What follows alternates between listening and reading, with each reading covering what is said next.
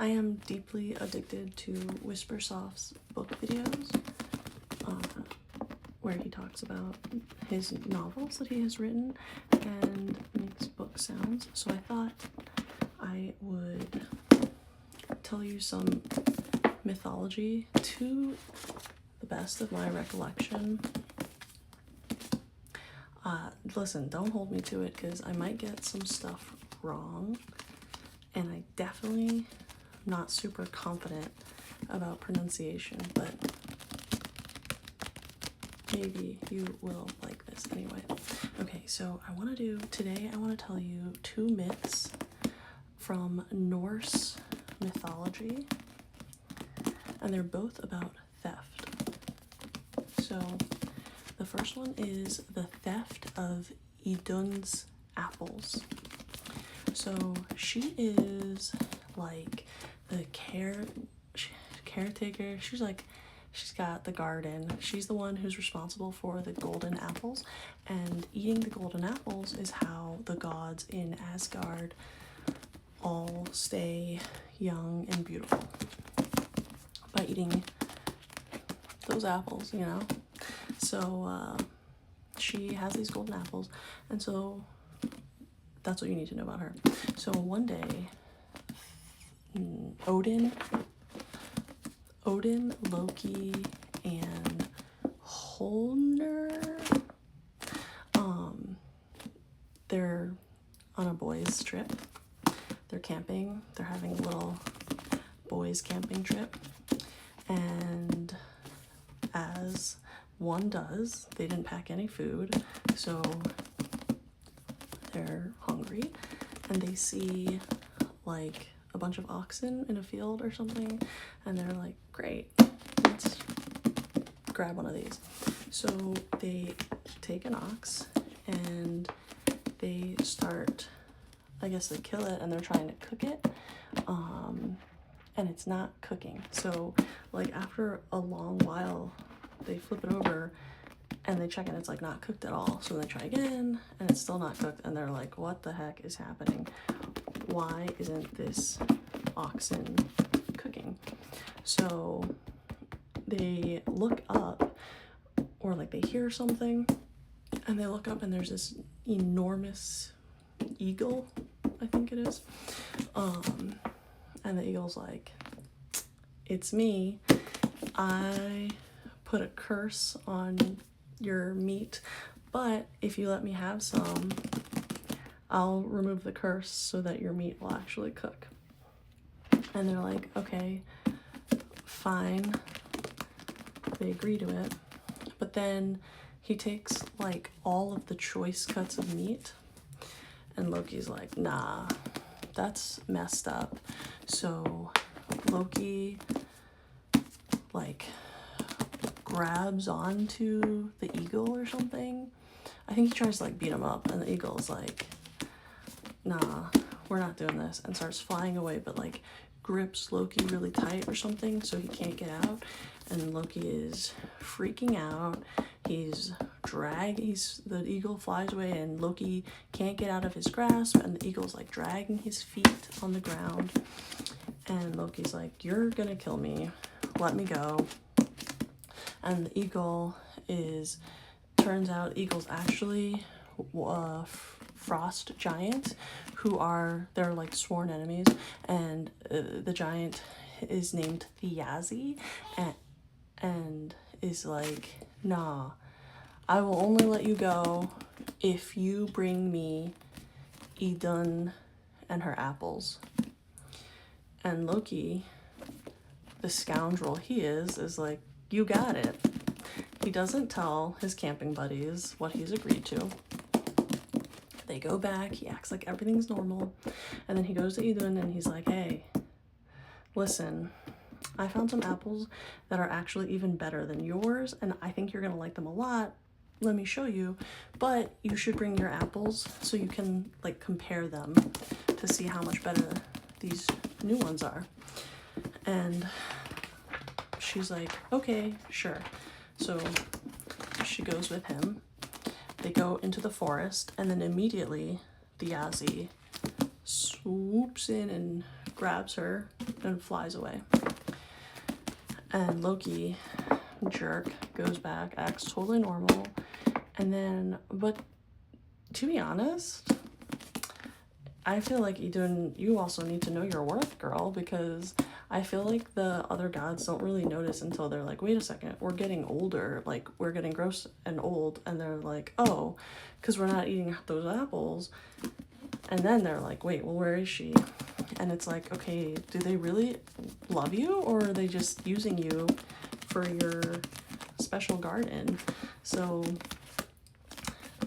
and then they do like an iota of research of looking into the situation, and they're like, oh, she was last seen with Loki, leaving with Loki, and they're like, this guy.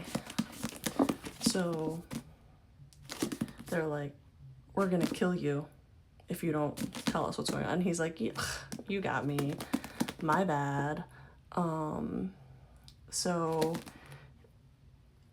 he says, Freya, can I borrow your falcon cloak or something? And I guess it turns you into, like, it gives you the ability to fly, which I don't really understand how Loki can turn into things and, like, is super powerful sometimes, but then he needs this item to fly. I don't get it, but whatever.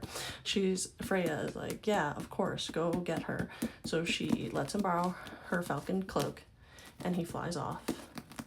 And he's thrilled because when he gets to Thiazi's house, he's out, so it's just Idun at home.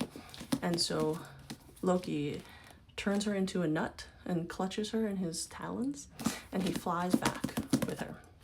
But I guess the giant Thiazi notices, or he comes back and realizes right away that Loki took her, so he starts chasing him. So now he's following him, and then all the gods back at Asgard, they see Loki coming, and they see Loki clutching the nut, and somehow are like, oh, there she is.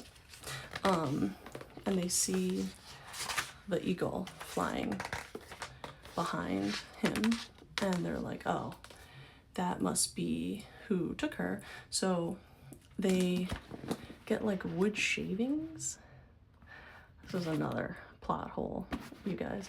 They get like wood shavings or something, and they somehow time it so that Loki safely gets home, and then they set all these wood shavings alight, ablaze, right, like they're able to time it right so Loki safely gets home, and then it's like all the flames go up and they like burn the eagle basically. So they somehow time it perfectly so Loki's able to get in safely, and the giant goes up in flames. So great, Idun is safely back home. And then Thiazi's daughter, Skadi, I definitely don't know how to pronounce that, Skadi, she's like, I gotta avenge my dad. But the gods are like, you know what, our bad, we can make this right. We can make this right by offering you a husband. You get to pick your husband, and that's not all. You gotta pick just looking at the dogs, only looking at his feet. So lots of layers to this. LOL at these men lining up, and she's got to select just looking at their feet. Did they want to get married? Did she want to get married? Well, she's down. She's like, I accept. So these different gods line up, and she's looking at their feet, and she's gunning for Balder, because I guess he is a baddie. Balder is that boy. He's that guy, you know. I guess he's handsome, but also he's like really good and sweet, so everyone loves Balder. He's Mr. Homecoming Prince. But she sees a pair of feet, and she's like, that's my man. That's my man. That's gotta be his feet. Like, she's like, he has that, like, I know there's nothing about him that doesn't look good. That's gotta be his feet.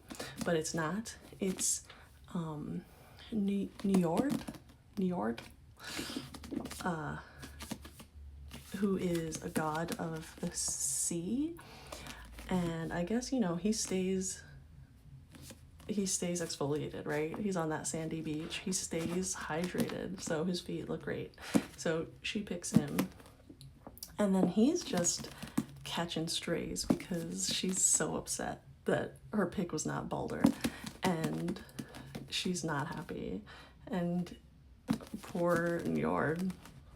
Anyway, so then they're like, to really make it up to you, you know, then the other thing we have to do is we have to make you laugh. And she's like, well, good luck making me smile and laugh after I just chose this guy as my husband, who's like not who I wanted.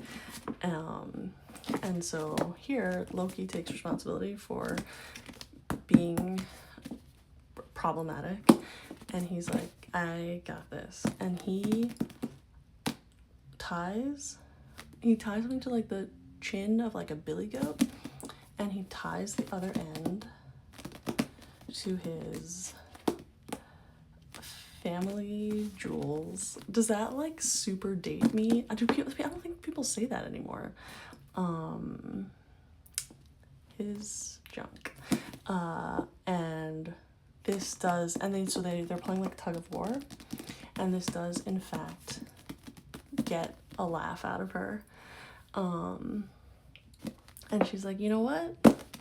We're all good here. And then I think to like further make it up to her, Odin, I think it's Odin, like plucks her dad's eyes out and like puts them in the sky as stars. Also very odd. Anyway, mythology is so funny to me and weird and interesting and just fascinating, endlessly fascinating to me, because it's like how humans made sense of the world around them. And it's always interesting to me how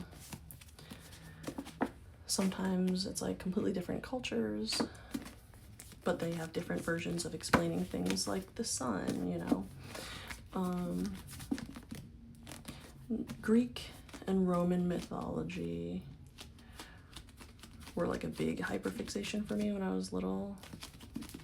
And then I explored other types of mythology.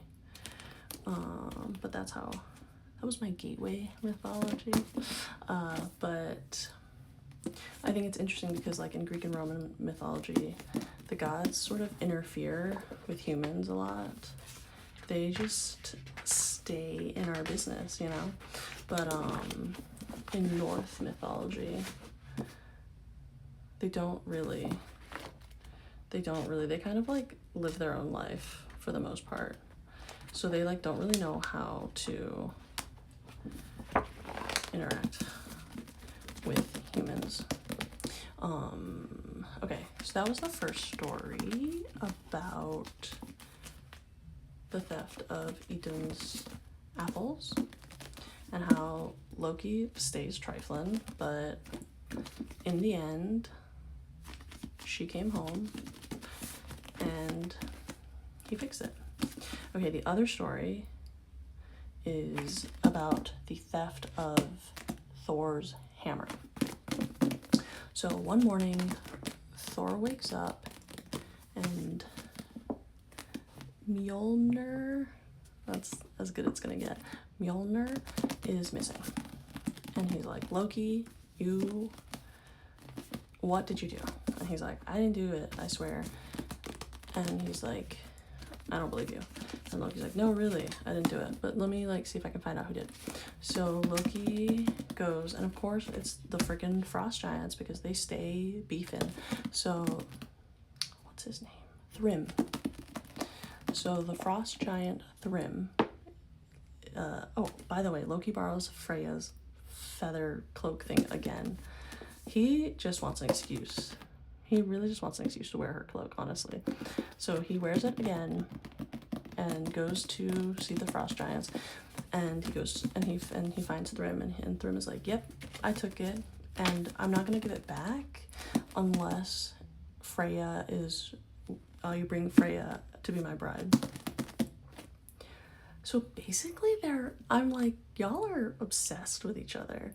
Like the giants are trying to marry the gods, and goddesses, but at the same time, you know, they had to make it up to her in the last story. They were like, listen, you can marry one of these guys. So they stay obsessed with marrying each other.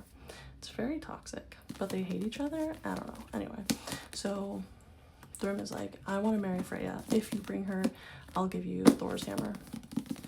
And Loki's like, bet. So Loki goes back and tells Thor, listen, this is what they want. And Thor's like, okay, Freya, let's go. And Freya's like, oh, excuse you, absolutely not. And then Heimler, I don't know, the smart one is like, here's the solution. Thor, you are the solution. So Thor gets in a disguise and dresses up as a woman.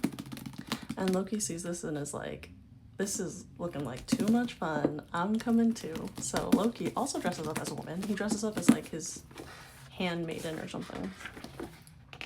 So then they go to see Thrym and completely fooled. Thor in a woman's costume does the trick. Thrym is like, oh my god, she's gorgeous, look at my bride. And Thor proceeds to eat like half the banquet, and he's like, wow, she is a hungry girl. And Loki, as the handmaid, is like, you know, she's just so excited for her wedding. She hasn't been able to eat. She's been so pumped. And the giant is like, oh, I know, I knew it. She's so in love. And Thor continues to disguise them despite the fact that he is Thor, like in a costume. And then but basically that's it. So he tricks them and they're like, wow, this lady is so hungry. But at the end, Thrym brings the hammer out, and once Thor gets the hammer, he kills everyone. The end.